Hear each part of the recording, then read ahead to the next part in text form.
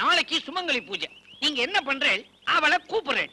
அங்க வந்த உடனே தாலியை காட்ட சொல்லி பொட்டு வைக்கிறேன். பழைய பாட்டை பாட சொல்றேன். பழைய பாட்டை பாடினா பரிமளா, இல்லைன்னா ஷியாமலா. கிளியர் ஆயிடும். என்னம்மா விஷயம்? இன்னைக்கு 1 hour பர்மிஷன் வேணும் சார். இன்னைக்கு வரலட்சுமி நோன்பு. பட்டாபி சார், உங்க வீட்ல கூட கூப்பிட்டுருக்கோம். உங்க வைஃப் வரேன்னு இருக்காங்க. என் வைஃப் வராங்களா?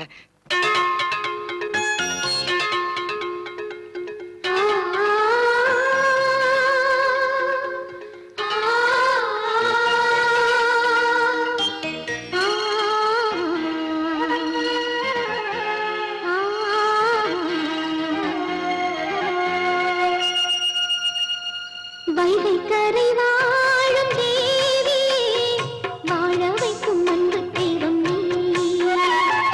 கங்கை கரை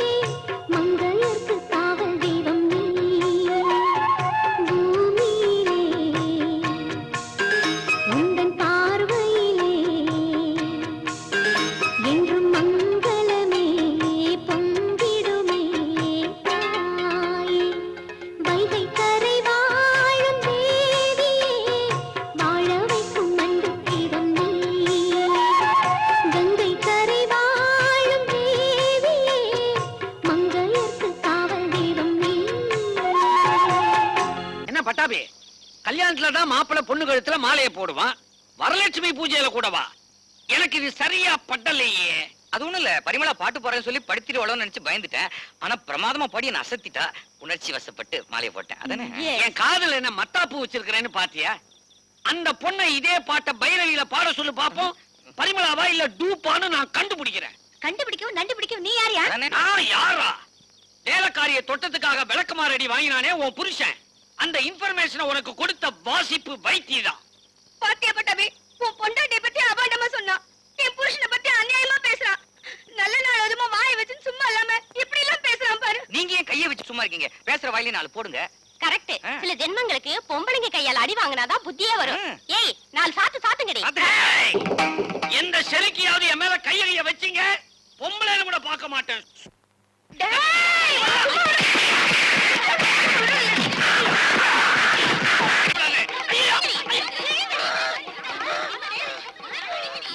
அட மூதேவிகளா, இந்த முத்து முத்திட்டீங்களே.